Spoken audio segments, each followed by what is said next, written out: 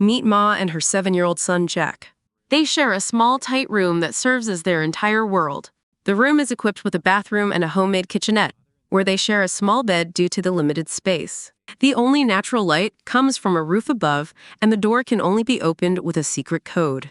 Jack has never traveled beyond this room, and Ma has been his steady friend since he was born.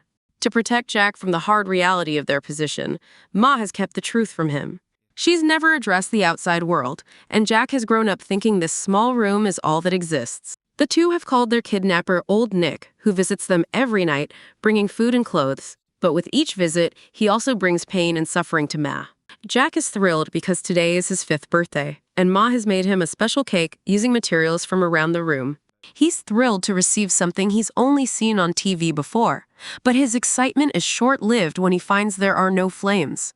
He orders that May ask Old Nick for candles, but she explains that they can only ask for necessary things. As night falls, Ma puts Jack to bed in a small cupboard as normal, so he won't have to watch Old Nick's attacks. As Old Nick enters the room, Jack watches through the slats of the closet, his eyes wide with fear. He's afraid of leaving this room because he knows Old Nick hurts his mother. The next morning, Ma loses a tooth while eating breakfast. She hands it to Jack, who keeps it in his mouth. They share a simple meal of toast, and Jack wishes for something more solid. But Ma stays quiet, knowing she can't provide more. The next day, Jack wakes up to find a brand new toy car on the table, a gift from Old Nick for his birthday. Jack thinks Old Nick is a wizard who can bring things from TV into their world. He plays with the car all day around the room. For a short time, Ma and Jack scream at the roof, hoping someone will hear them, but as usual, there is no answer. Later, while talking with his mother, Jack talks about his imagined pet dog, Lucky. Ma tells him that Lucky isn't real, which makes Jack feel sad. While Ma is occupied, Jack spots a mouse on the floor for the first time. He tries to reach out to it, but May sees and quickly chases it away. Jack is upset because the mouse was the only animal he's ever seen. That evening, while making dinner, Matcha accidentally leaves the toaster oven on, and it starts to burn. She quickly turns it off and tries to air out the smell, hoping Old Nick won't notice. However, when Old Nick comes later, he quickly smells the burnt cheese. He gets angry and starts yelling at Joy. When she replies with a sharp comment, his anger increases, and he nearly hits her. It turns out that he lost his job 6 months ago and is battling to provide for them. Jack tries to avoid the fight but accidentally makes a noise. Old Nick hears him and tries to open the cupboard to see him. To confuse Old Nick and protect her son, Ma invites him to the bed. Later that night, Jack sneaks out of his cupboard and quietly moves toward them. Old Nick, who is still awake, sees Jack and grabs for him. In a panic, Ma throws herself on Old Nick, stopping him from reaching Jack. Infuriated, Old Nick threatens to kill Ma and storms out, leaving a crying Jack behind. Maya comforts Jack, apologizing for not being able to guard him better. The next morning, the room feels particularly cold. Ma finds that the heater is turned off, meaning Old Nick must have cut off the power. She knows they can't endure the cold for long, and with their money running out, she fears they might starve. Ma chooses to sit down with Jack and explain that they are stuck in a shed by a dangerous person. Ma explains to Jack that when she was just 17, Old Nick fooled her into helping with his sick dog, only to take her and bring her to the shed. Before that, she lived with Jack's grandparents in a house that had a swing. Jack finds it hard to believe, arguing that trees, houses, and swings only appear on TV. Despite Jack's doubt, Ma continues to tell him about the outside world. She even shows him a dead leaf that fell through the window, but Jack says that leaves are always green and charges her of lying. The next day, while watching TV, Jack asks Ma if trees and people are real. Ma explains the real world to him in depth, finally convincing him. With this new understanding, Ma quickly comes up with a plan to leave. She boils water and claims that Jack has a fever. She even makes herself throw off and distributes it over his pillow to get him to smell horrible. Jack claims he doesn't want to go through with it while crying. Ma knows this is their one opportunity, even if she detests seeing him unhappy. Ma informs Old Nick that Jack is unwell from the cold that night when he shows there. Jack's forehead, heated from the shower, is felt by Nick, who notes he will receive antibiotics the following day.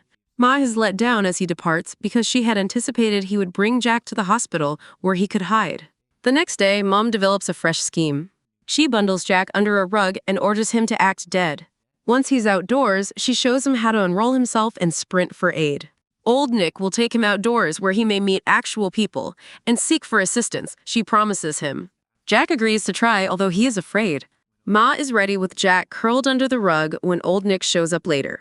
Pretending to be in tears, she claims Jack passed away late night and blames Old Nick for his death. Panicked, Nick fast loads the wrapped-up Jack into the back of a pickup truck and heads off. Jack senses the vehicle rolling inside the carpeting. Jack opens himself from the rug and finds the first-time great sky breathtaking. He deliberately gets out as the vehicle slows down. Jack has already seen a guy strolling his dog when Old Nick spots and pulls over the vehicle. Old Nick attempts to seize Jack, but the guy becomes wary and threatens to contact the police. Old Nick drives off, ground under Jack. Jack waits there until cops show there to rescue him. He shows them a tooth he acquired from his mother and relates stories about her.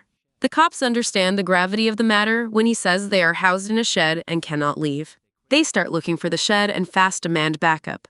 A few hours later, they locate and rescue Joy, who is thankfully safe. Reunited with Jack, she compliments him on his courage. Celebrating their newly acquired freedom after 7 arduous years, they hug Jack opens his eyes in a hospital bed the next morning. Still incredulous that the outer world is real, he peers out the window. Ma and Jack take their first showers. Jack first feels afraid of the rushing water, but quickly becomes acclimated to it. The physicians deem the patients healthy after doing many tests. They advise using sunscreen as they seldom ever spent time in the sunshine. Jack also advised to use sunglasses should the light seem excessive. Jack, nervous, gently tells Mother he wants to ask the doctor a question.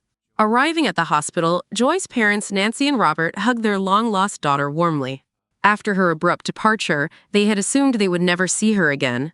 Ma finds that her mother is now seeing Leo and that her parents separated.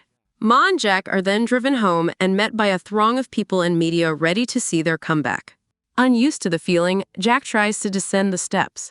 He gets Leo, who welcomes them kindly. Nancy advises cutting Jack's hair as they settle down, but he gently says his power comes from his hair. Jack discovers ice cream for the first time during dinner, groaning at the brain freeze while the family eats a meal he finds alien.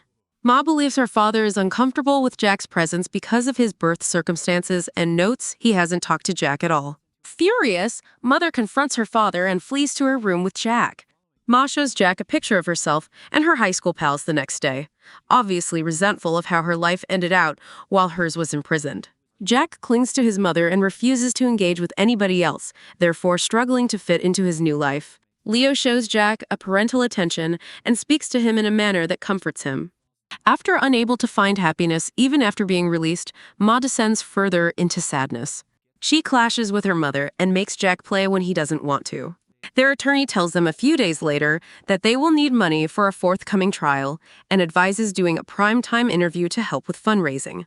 Arriving for the interview, a journalist probes aggressively regarding self-harm and Joy's bond with their captor. She comes out of the encounter worse than before.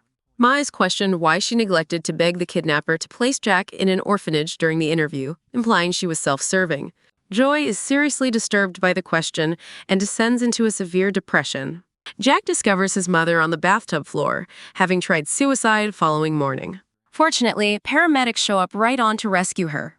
Jack stays with Nancy and Leo while Mother is in hospital. He begins to open and become more at ease among them gradually. Jack becomes excited when Leo brings his puppy home, as he recalls his fictional dog, Lucky. Jack tells Nancy one day he wants to cut his hair and send it to Mother, as he believes she needs his strength more than he does. Nancy gladly agrees and gives Jack a tidy haircut. Jack tells her later he loves her. Deeply affected, Nancy tries to mumble back, "I love you." Jack is invited to play by a neighbor later that day. Jack finds a buddy and starts enjoying playing in the backyard for the first time. Ma comes home and beams as she sees Jack play.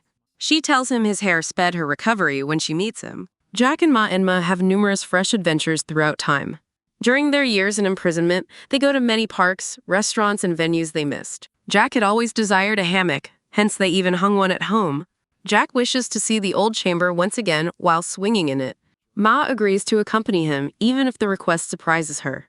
Jack notes back in the room that it feels smaller than he recalls, as if it has contracted. He bids farewell to the room's contents before departing, much like he did while he was in captivity.